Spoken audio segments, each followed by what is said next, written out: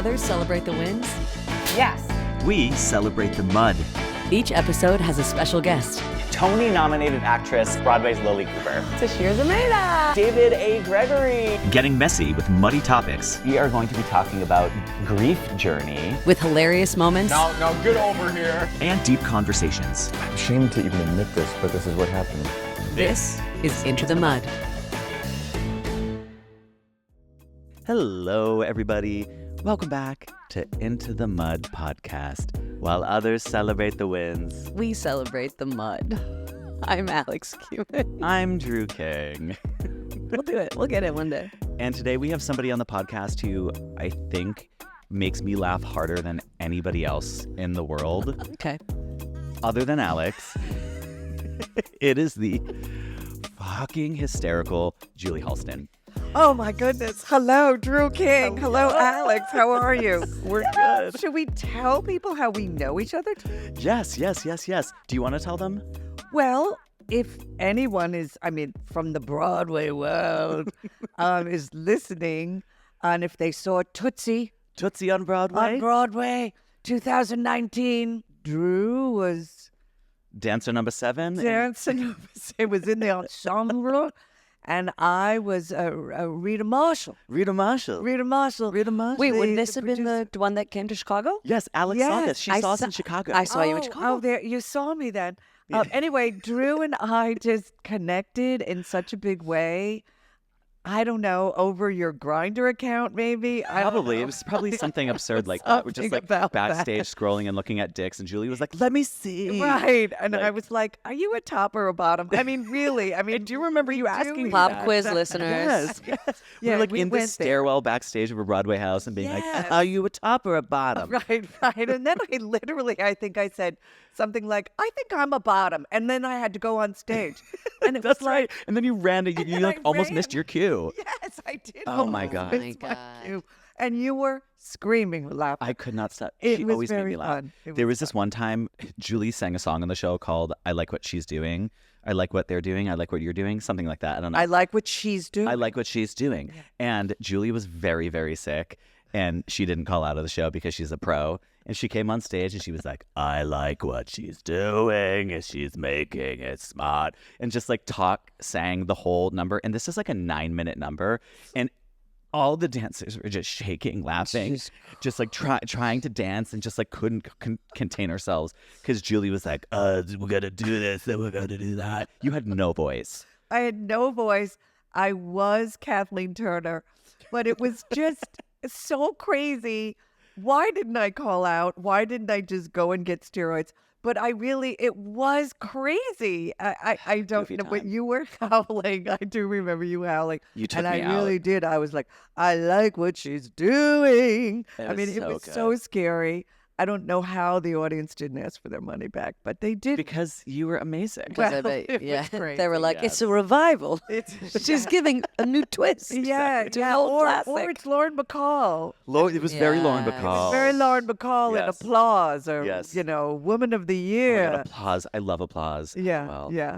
Okay, Anyway, so Julie, you are a dynamite performer. When did you move to New York City?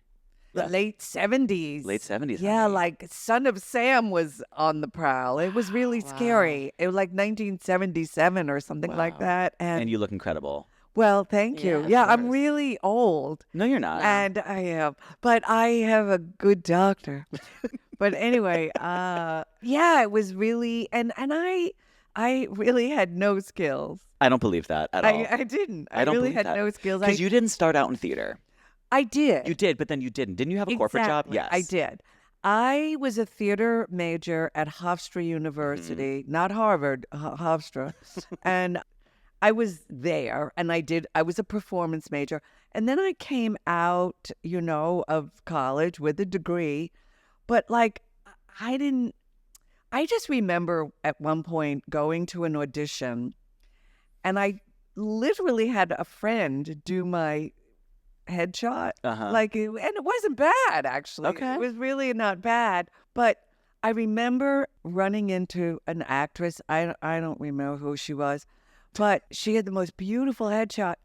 And I said, wow, that's quite a headshot. Who did that headshot? And she said, Well, my dad knows Francesco Scavullo, who was at that time the biggest headshot? Vogue magazine. Oh. You know, like it was like a Richard Avedon. I mean, it was Okay. crazy.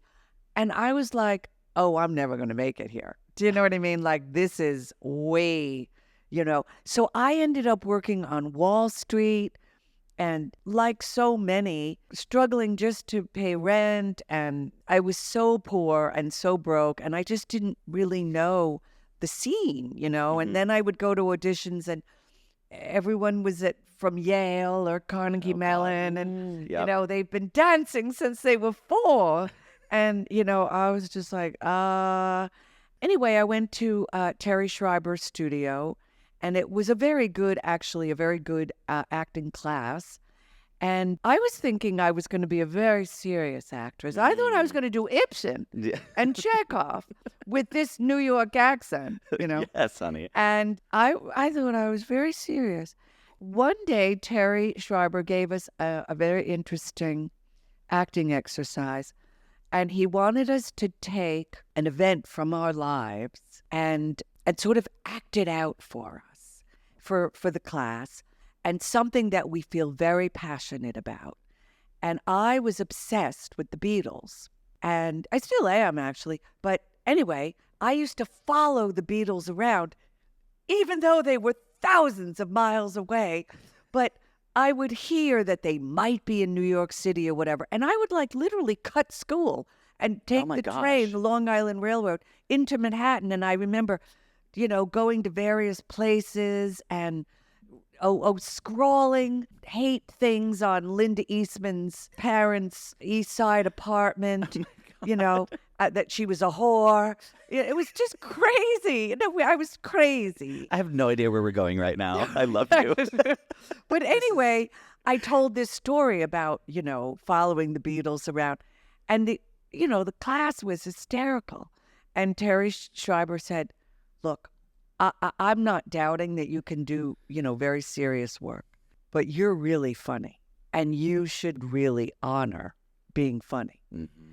And that tipped me in a different way. And here we are. And here we are. We have Sex in the City and just like that. And just like Bitsy von Muffling. Bitsy von Muffling. Muffling. Yes. I have a terrible admission. I'm a homosexual and I've never seen Sex in the City. Not Okay, even like an that's episode? No, it's unforgivable. I know.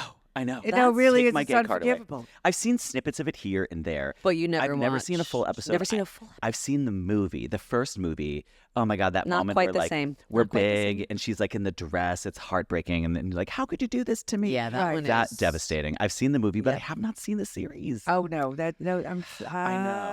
It's, do you know what? Especially as a New Yorker, I feel like you would. I started Yeah. rewatching from the I should give beginning. it a I shot. agree, Alex. And it really, I was talking to a comedian about it, and he was like, what? So it's a bunch of women talking about sex? And I was like, no, it was women on HBO talking about sex, talking about coming, Yes. talking about their pleasure. Right. Yeah. That hadn't happened before. Granted, Mm. it was 4 white women in New York City Yes. and not a person Yes. of color to be found. Right. It had some stuff to work on. Yeah. But to have that be the foundation of the show was pretty wild. It was enormously progressive, but also it's a love letter to New York City. Yes. Okay, I'm gonna dive in. You would. You yeah, should I would watch some. I would come over and do a little. Let's do it. Sex and the City night. But just even, start at the beginning. But Season 1, episode 1. But I will tell you, you really should watch the episode. It's season 5, and Okay. it's called "I Love a Charade."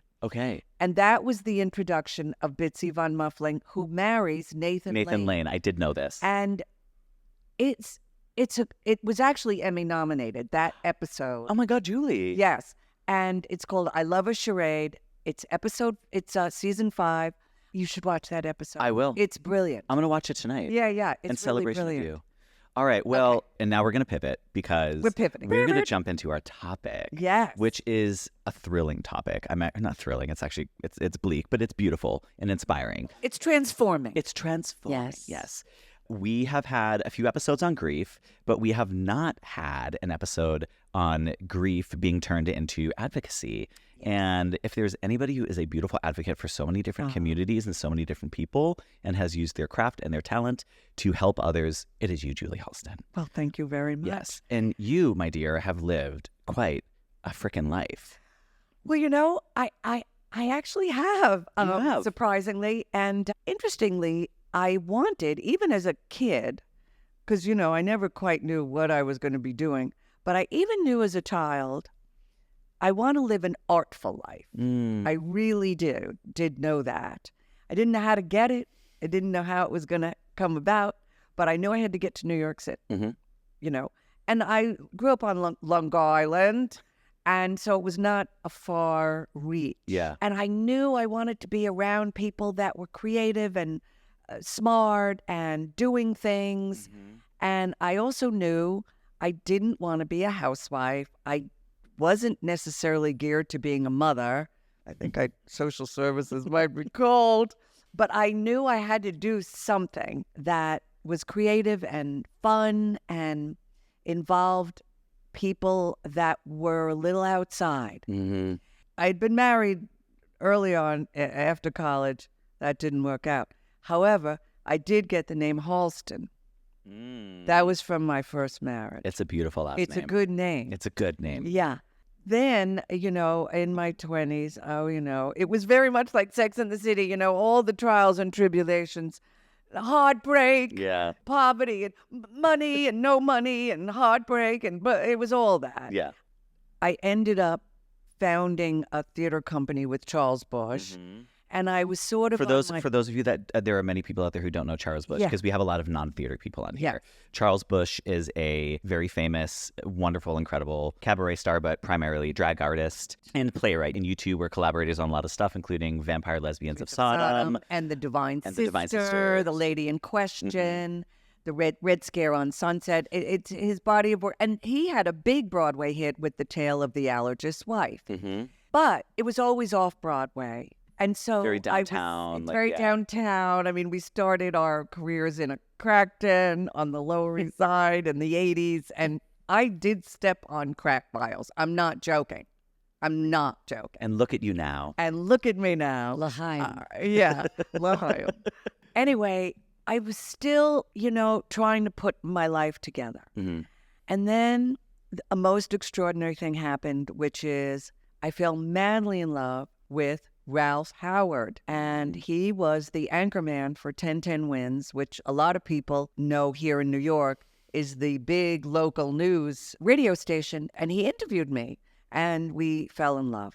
Cut to 27 years of marriage, and he was diagnosed with a terrible disease called pulmonary fibrosis. And we had never heard of it, and basically he was given a year to live.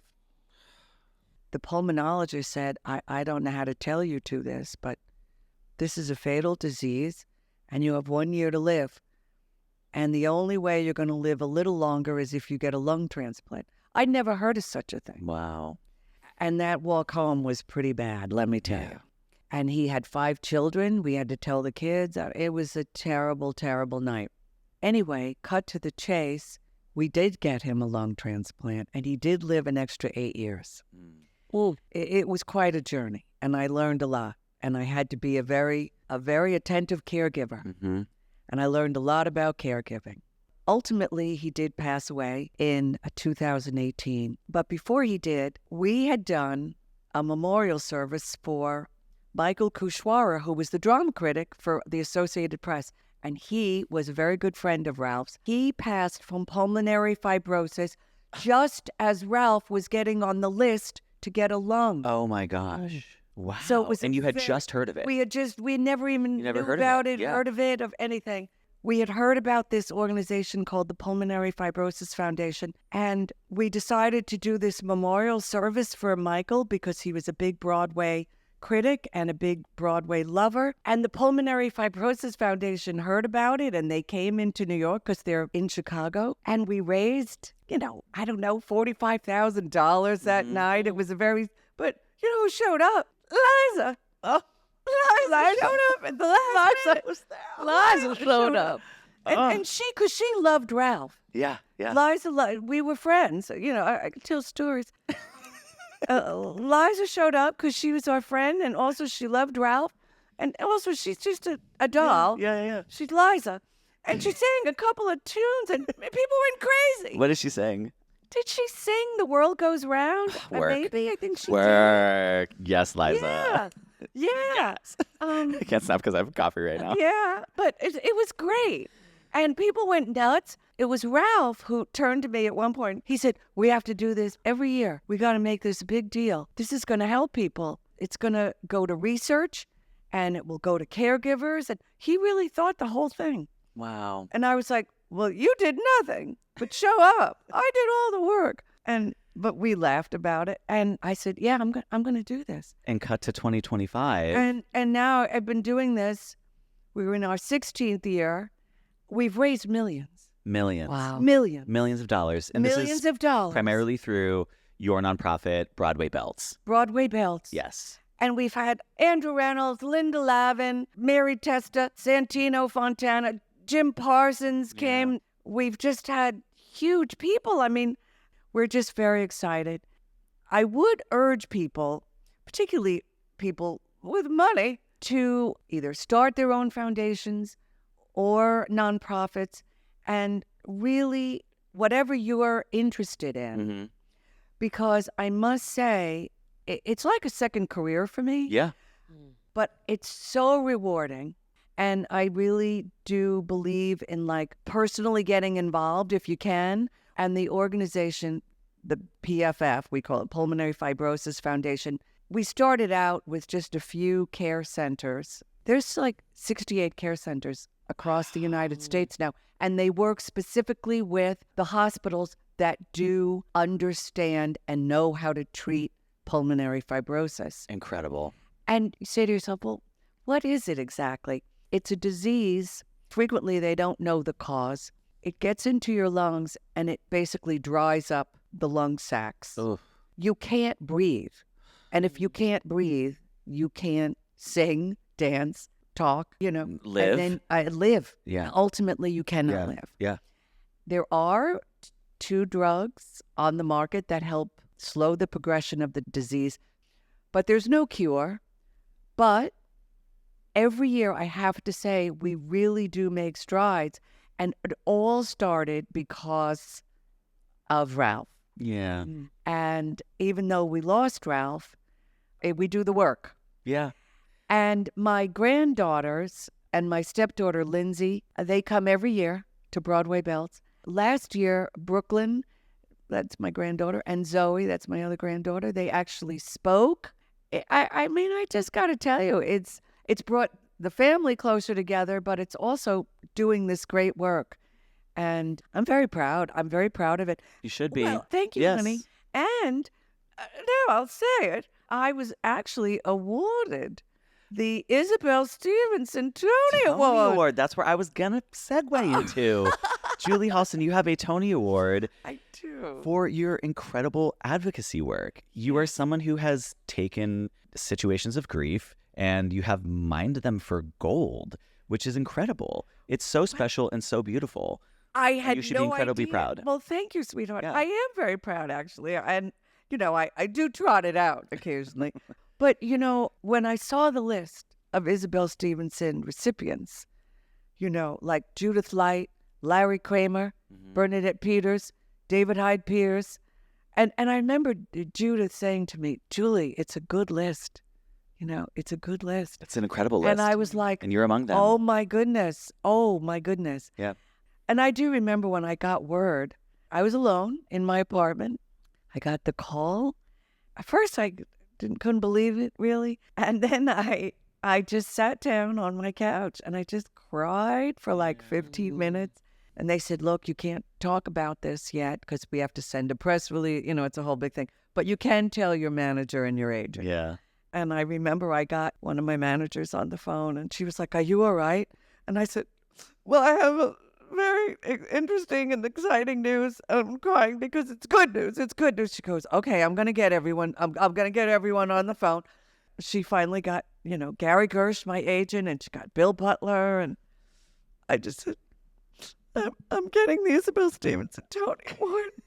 Gary just went, Julie fucking Halston. Julie fucking Halston. Ladies and gentlemen, Julie fucking Halston. You're getting the Tony Award. So it was really great. It was really great. I want to go back a little bit. Yes. Because you and I have had these really beautiful conversations, in particular about your time in New York City during the AIDS crisis. Yeah. And you have been a member of the theater community. And as most of us know, the entertainment and theater community was devastated and ravaged by the AIDS epidemic. Can you talk to us about how maybe that chapter of time and that grief prepared you for the grief that you went through with Ralph? Well, interesting. I actually wrote a story. Yes, I've read it. And Yes. right before the AIDS crisis, I was a divorcee, and I was, I had a lot of fun. Let's put it that way. Oh, honey, yes. yeah, yes. yeah, I had a lot of fun. And Didn't you used to go to bars, and you and your girlfriend would go to bars? Yeah, we'd go to bars. We were two blondes, and we'd go to bars. And this is, really in the early 80s, right before AIDS really was being known, in a sense. In those days, and it was really fabulous, I must say, on a Friday night, getting out of our jobs, and we'd kind of dress up a little, and we'd buy our Marlboro Lights, because we were smokers. In those days, you could smoke at the bar. And in fact, everyone did, You could smoke on planes. Yeah. You can smoke on airplanes. Yes. Exactly. Yes. So we'd put our Marlboro Lights at the bar, and we'd get to the bar around 9, which was early. And we'd have an hour to ourselves.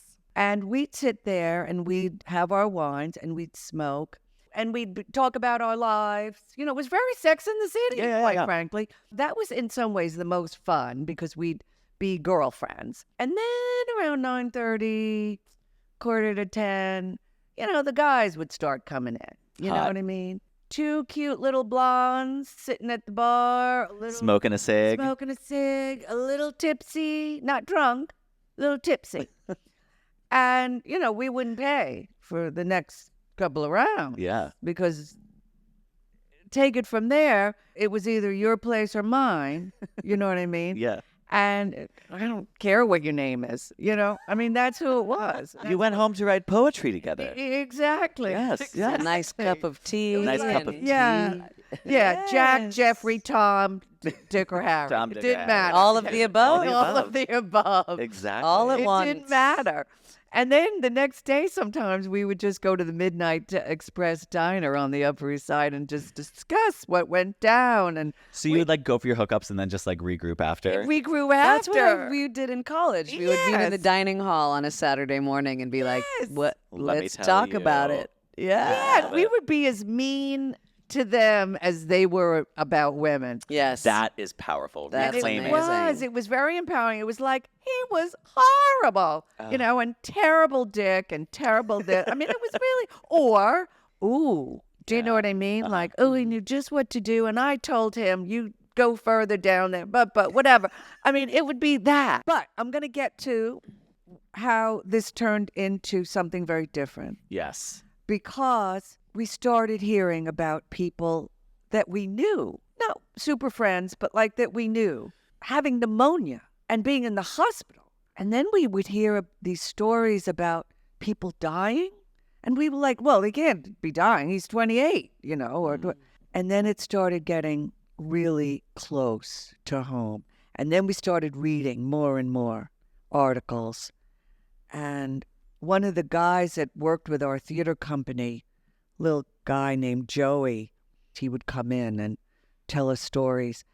And we realized, oh boy, this is really something bad. And it was called GRID at that point. It was not called AIDS. Gay-related immune deficiency.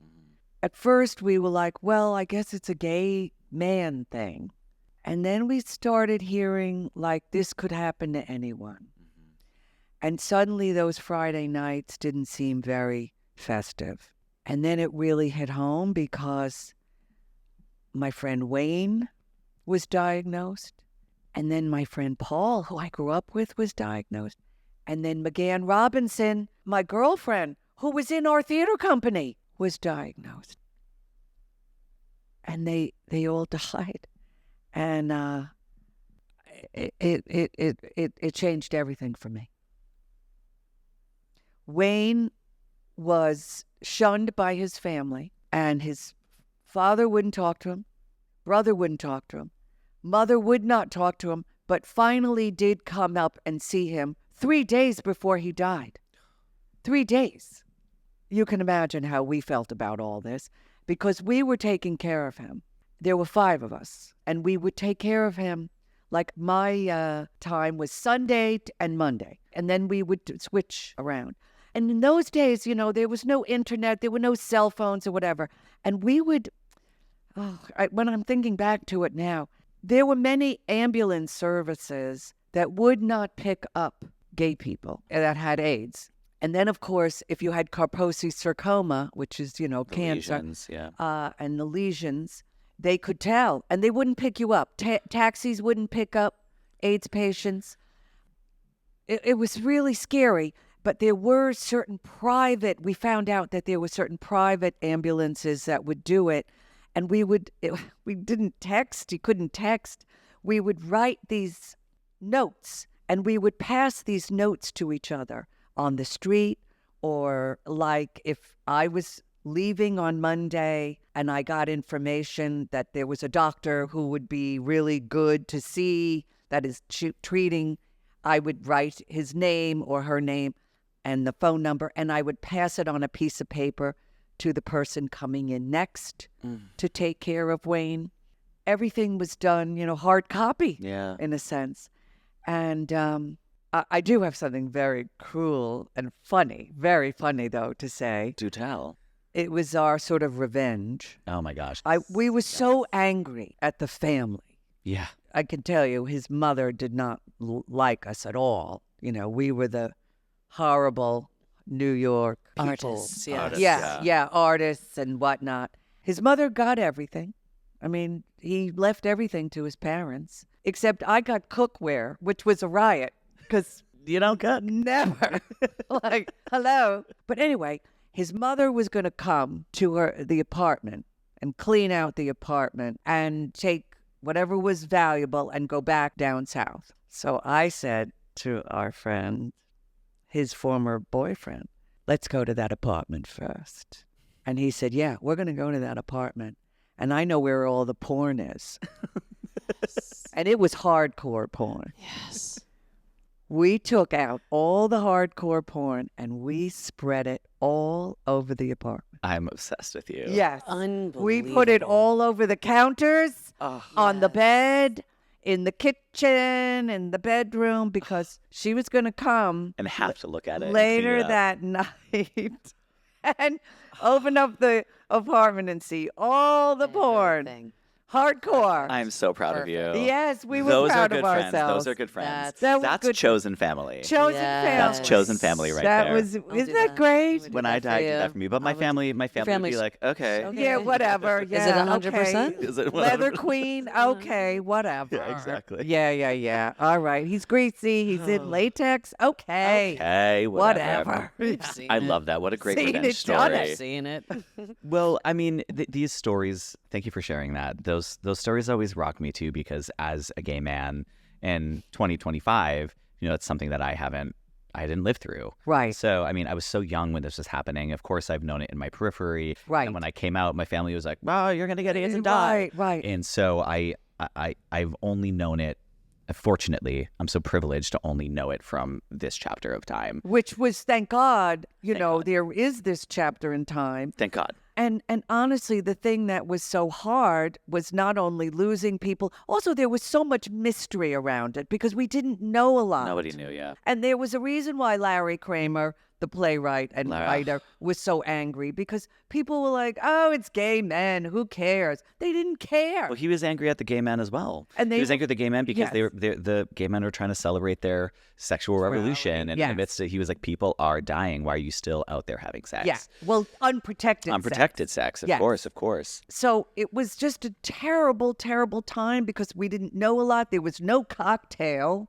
No. And these were bad deaths. Terrible deaths. People died terribly young and terribly in pain. It was terrible and being deaths. discriminated against and not taken care of. Terrible. So, I mean, you showed up for your friends during this time in a way of advocacy. and Yes. you showed up and you took care of them. And you sprinkled porn around their apartment so their mom could see it. Right. Like Incredible. the ways that you have shown up, and you've taken these moments of like deep pain, and you found comedy in it, and then also you were able to you've Julie Halston, you're like a gay icon. The gays love you. You are a gay icon, and it's because Thank you also God for them. thank God for the gays. Yes. But it's because you've also been a huge advocate for the gay and lesbian community, for Yes, the queer community. yes.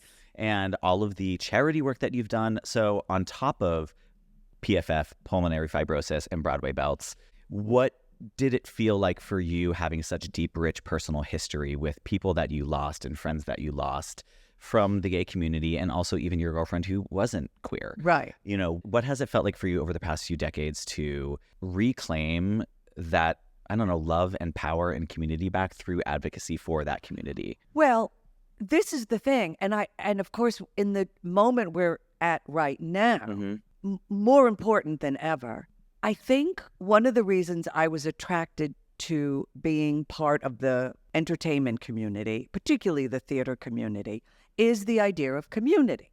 Yes. And I also remember my mother saying to me, because I remember one time saying to my mom, I do worry about getting AIDS. I do worry about working so closely with AIDS patients and whatnot. And my mother, God bless her, she was the one who said to me, if you don't do this, you will regret it the rest of your life. Wow. My mother. Mom. And she was so right. And I was like, okay. I think what it really showed me was, of course, everyone, they want, if they're in the entertainment community, they say, like, I want to be a star, or I want to this, and I want to have fame, fortune, or whatever. This grounded me about this is a community. This is a community that has literally been, reviled. I'm sticking with this community. This community has given so much to this world, and to me personally, I'm going to be part of this train that, is going to move it forward. And, fame and fortune, whatever. I want this. This is the real thing. This is the real stuff. That attitude has propelled me, for 35 years. Yeah. And every time I get a little off track, and I go like, why did I get that role? Whatever. It's like, Yeah. I go, wait, look at the gifts you have and look at what you've gotten. And I really have to say, I mean, if I walk out of here and I'm hit by a car, it would be terrible. I hope But not.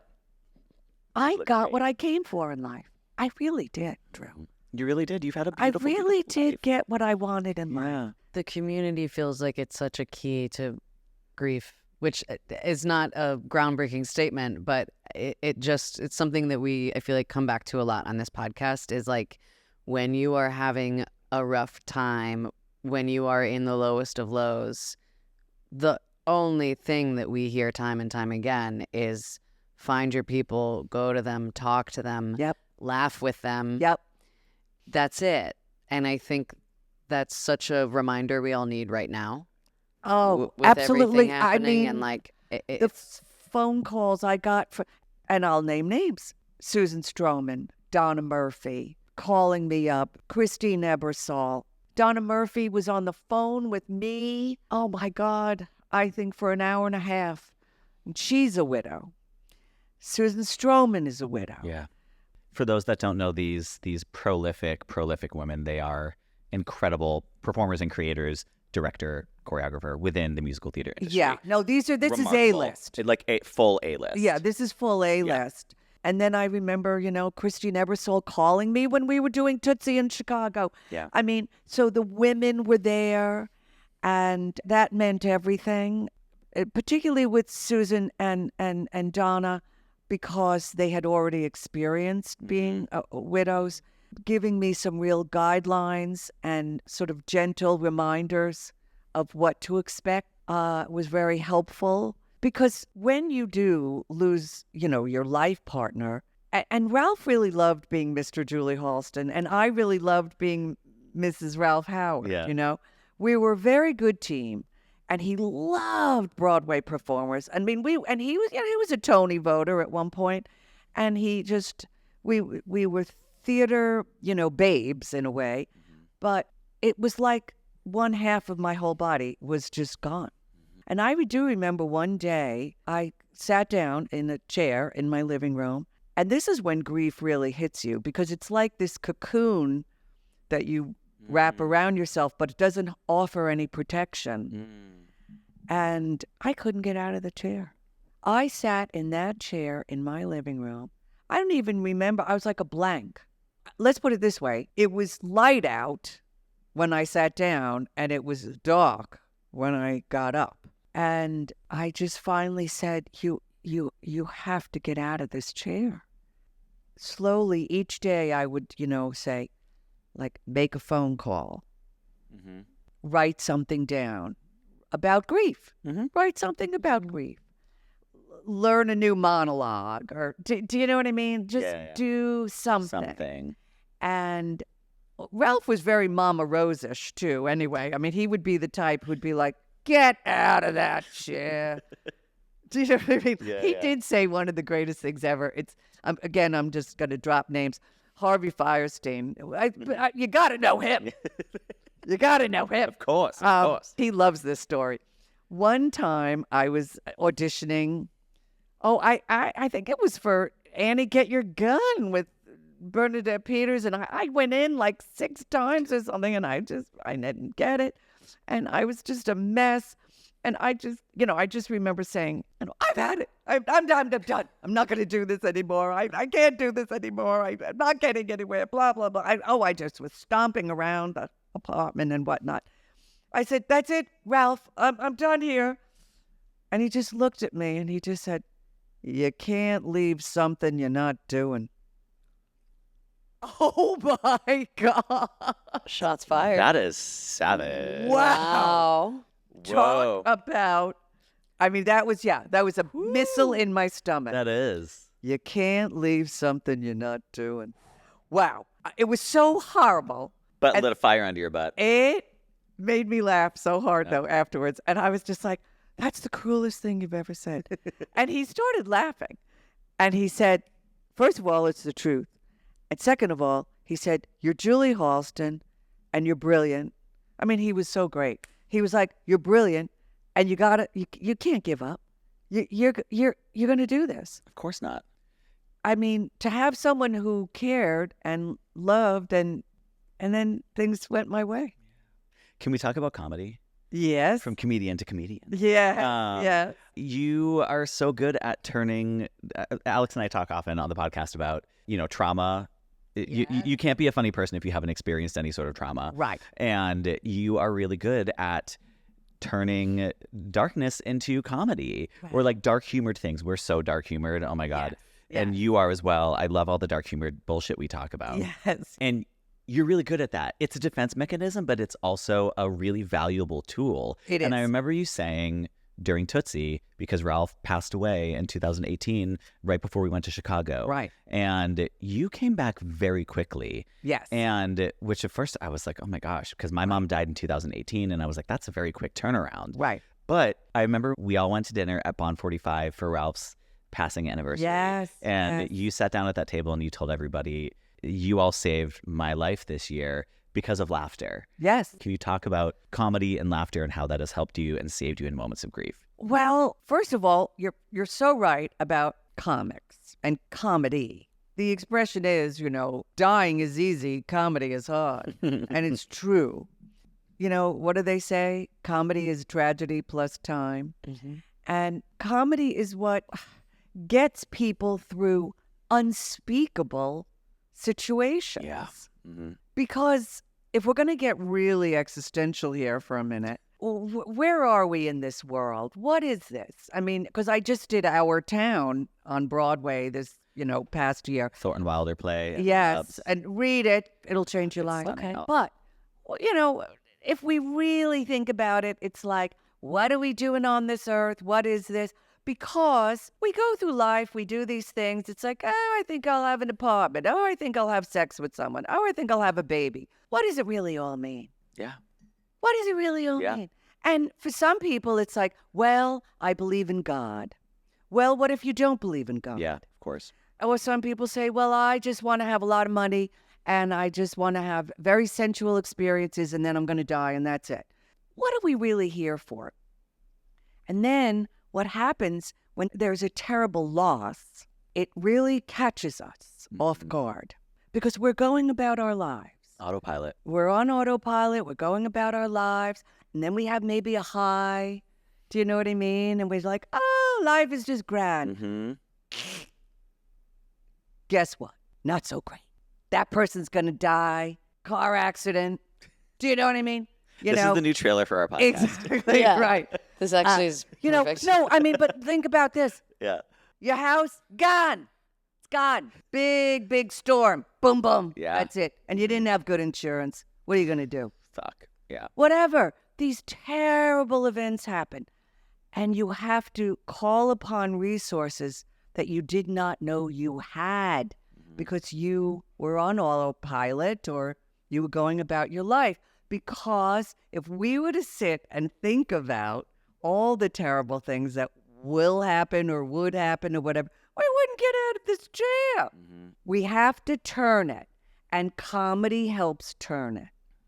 I think the nature of comedy too is to laugh at something that someone said or to laugh with someone necessarily means that you have connected with something in them. So it is an intrinsically community-based activity. Completely right. That's why why I love it so much is that it is, and it doesn't matter who you are or what you came in with or what you're going through that day. In the moment, it creates presence in the moment and it creates connection. It's involuntary connection too. You don't know what you're going to laugh at or connect with, especially like, you know, when from the stand-up perspective, like, I don't know who I'm talking to. Right. I don't know who's going to resonate with me. But I think also when it comes to like moving through grief and like why laughter works so much, it's because it creates the sense of I am not alone. Even though I feel alone, I'm not alone. That's right. Yeah. You know how comics, they get up there and they'll talk about their car or their mother or going clothing shopping, just everyday events, right? And you go, yeah, you know, I feel that way too about that. And it gives voice to what we're all feeling. And comics tell the truth. They're the truth sayers in our world. And also when a comic is not telling the truth, the audience knows. And they don't laugh. And they don't laugh. You pick it up immediately. You know, they're both lauded in our society, but they're also treated poorly in many ways. And We just had a it's- conversation about this. Yeah, and it's so crazy because people have such complex feelings about comedians and they get jealous. People get jealous of other comics or whatever. And everyone does think they're a comic, you know. They sure do. really yeah, do. and it's like Everyone tells me I should. Nope, you shouldn't. it's like, oh, you were funny at your brother's barbecue. Keep it at the barbecue. Yeah, keep it at the barbecue. And it really wasn't that funny, but you were all drunk. But comics are the truth tellers. And people resent that sometimes. And of course, they embrace it. But they really are, to me, they should be lauded the biggest.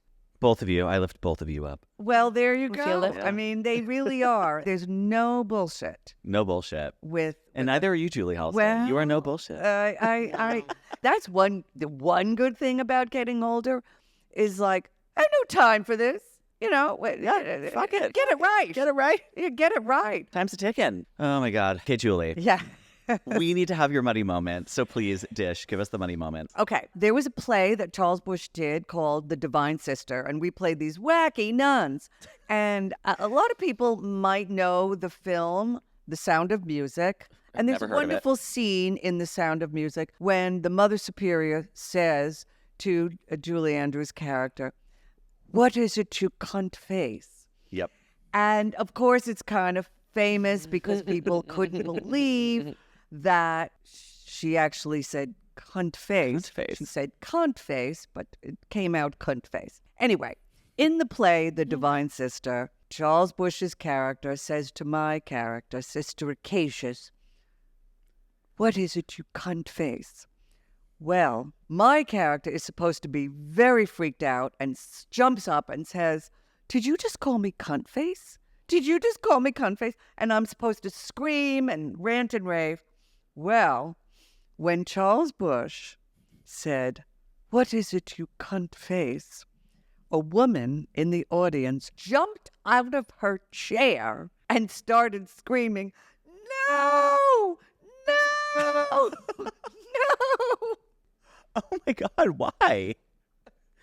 What? We don't know why. You still don't know. She ran out of the theater and she's still screaming why. She was screaming,